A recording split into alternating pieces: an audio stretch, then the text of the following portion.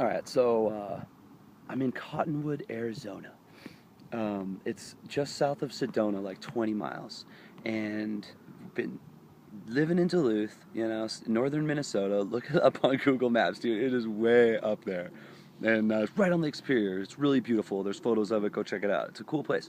Amazing people, really incredible, and I really like it there. My dogs are there. My brother was out there. Like all the homies, all the skate homies, like true, good, just loving connections, soul family. And and it gets really cold there for nearly 8 months. It's like from November to May. It is insanely cold. So that's like 7 months, right? It's so gnarly.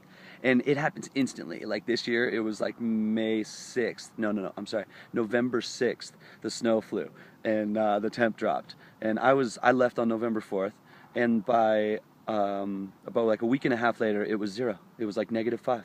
And it's not going to change. It goes up and down, but it's going to be cold until like May, dude. Late May. It's gnarly. There's still snow on the ground in late May. So no one should live there during the winter. If you don't love winter and like really want to be cold and in the snow, which a lot of people do, and they should soak it up. That's where they should live if they enjoy that. But me, dude, I want to eat like organic food off the tree. I want to eat produce all the time and citrus, and I want to be where it's warm. I want to ride my skateboard outside. Like I want to, I want to be among this right now in November. You know what I'm saying? And so I had an opportunity to do some work for a friend in Scottsdale, Arizona, which is in Phoenix, and she would buy my plane ticket and pay for me to work for her for a couple weeks, and then from there I can go on. My mom's in San Diego. I have friends here in Cottonwood, Arizona, and friends in Los Angeles and San Francisco and Seattle and Portland, and like there's places to go and people to see, and I can't do that if I'm stuck in Duluth. So yeah, dude, definitely I'll take that opportunity, and took advantage of that, dude. That was a couple weeks ago. Went to Scottsdale, worked, skated, checked it all out, ate dank food, am feeling amazing. So so before I left for that trip, I was smoking weed and cigs on the regular every day. That was the routine. And I wasn't like laid out on the couch all the time. We have to work and paint houses and do our odd job thing that we do. My brother and I have this like odd job business. We work for old people and help them do stuff, and we paint for people, and odd jobs. Um, and that doesn't really require too much critical thinking on your feet, being with it all the time. You can definitely smoke weed all day and paint a house. And I mean, I don't like to be that sedated, so it's like a puff here, a puff there, but even so, man, that's not really where I want to be. That's the cloud, dude. I don't want the cloud. I want clarity, and I want connection, and I want to feel my divine essence, my divine substance 100% of the time, and I want to connect with that. And so, because those are the things that I want, the little voice in my head is saying, smoking weed every day will not get you there. Smoking cigs every day will not get you there. Those things are helping you escape from moving along on that path. They're stifling your growth. Um, and daily meditation will help you get there.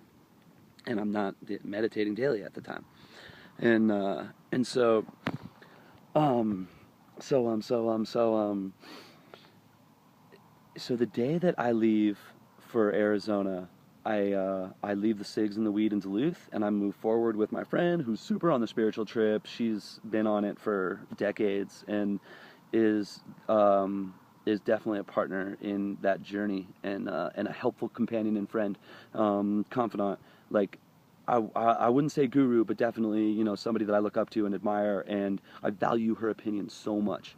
And so being able to be in that situation with her, to be living with her for a couple weeks and working with her all day, was just such a blessing. So many amazing conversations, such an amazing environment to foster my own new lifestyle choices. And so I immediately got on the program, left the cigs and the weed in Duluth, started meditating every day, and haven't looked back since.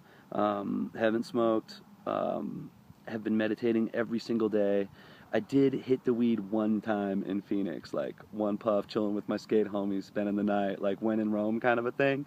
And I feel okay about that. I know that it's not the way, but I'm not gonna beat myself up about it, dude. I was in Rome, I hit the weed. What are you gonna do? It was like the Bubba Kush or whatever. I don't know if it's dank and delicious and a, you know what I'm saying. I, I, I don't know that I would care to do that very often, like find myself in Rome very often and partake, but I don't know, moment to moment, you know. At this point, I don't have any interest. Definitely have no interest in seeking it out. Definitely don't really have too much of an interest in putting myself in that position.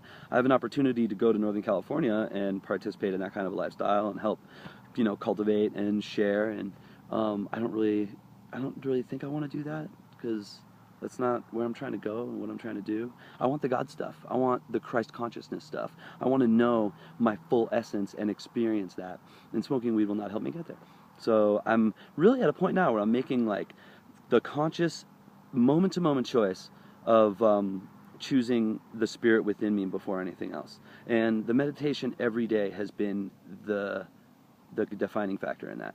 And I've said that so many times in all these other videos that meditation is the answer. It's the answer, dude. I feel so amazing. I have felt so amazing ever since I got here. And part of it is not being locked in cold. Part of it's being off probation and being free. Part of it is not smoking weed every day and not smoking cigs and not having that voice in my head telling me what I should do and then the guilt that comes with not doing it. All that stuff's gone. And there's something liberating about that.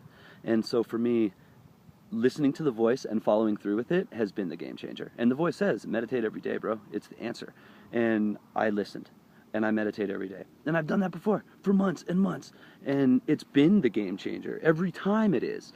The times that I've felt the absolute best in my life are the times when I was meditating every single day. And for months after when I stopped meditating and I was just still in the flow of that energy that I had anchored into myself. Because you meditate, you connect with the source that breathes life into you, that force that loves you and created all this stuff, this amazing universe, has individualized itself as you.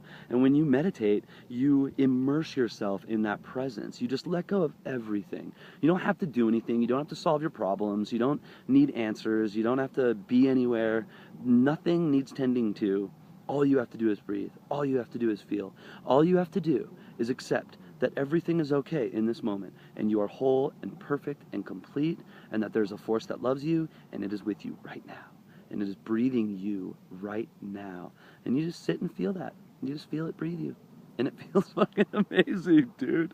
The force is breathing you, dude. The energy that creates worlds is breathing you. What more could we want? You know? I wouldn't presume that other people should seek that out, I'm not in a position to tell other people what they should or shouldn't do.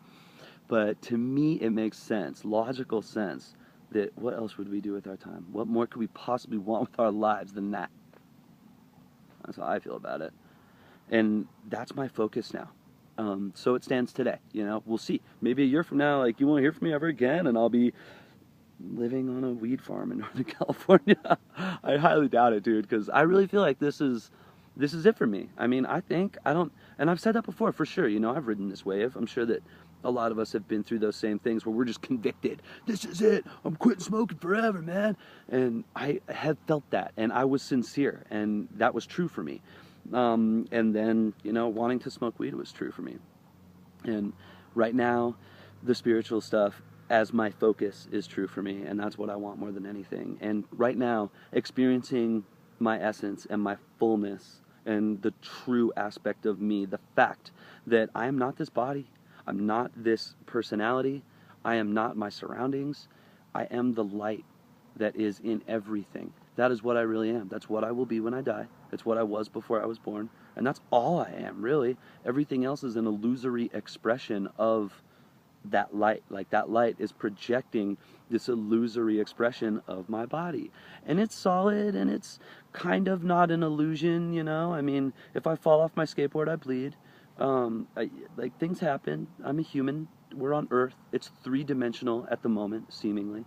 But at the same time, it's multidimensional. And at the same time, I am the consciousness that created life. At the same time that I'm this body, I am also the God force. And so where do I want to come from? What aspect of myself do I want to come from? I want to come from the God force, dude. The God force has all the answers. It's the universal mind that thought up everything. It's the mind that knows the answer to what should I do with my time? Where should I go next? how can I contribute to the world? How can I make the money that I need to afford the things that I want? You know, how can I have the life that I want to live? That mind is my mind. And if I meditate a little bit every day, my mind is connected with that, and I'm closer to the answers than if I don't. And the more consistent that I meditate, I find for me, it's not about the quality of the meditation, but it's about the consistent application of it. So as time goes on, even if my mind is rambling as I'm sitting there in the everything okayness, I'm spending time there, and that's what matters. And in so doing, it leads me to my answers faster. And I just find more peace in myself. Like I don't have the voice telling me that I should be doing this, you know, because I am doing it. And there's peace that comes with that. So I'll tell you, dude, things are going pretty good. I'm feeling pretty darn good, man. I'm out here in northern Arizona. I'm on my way to San Diego to see my wonderful mother. And I'm just going to ride the wave, dude. I'm going to see where it takes me. I'm going to buy a motorcycle. I'm going to work a job. I'm going to see about some different opportunities. And I'm going to keep writing. And I think I'm going to keep making YouTube videos. I don't know. I mean, I want to share. And people ask me, you know, where have you been? What are you up to? Where'd you go? So there's an interest. And if I'm helping one or two people, then it's worth it. And it's therapeutic for me to be able to unload this. Because if I'm not unloading it, then I'm thinking about it while I'm walking around wherever I am, you know. And yeah, man. Yeah.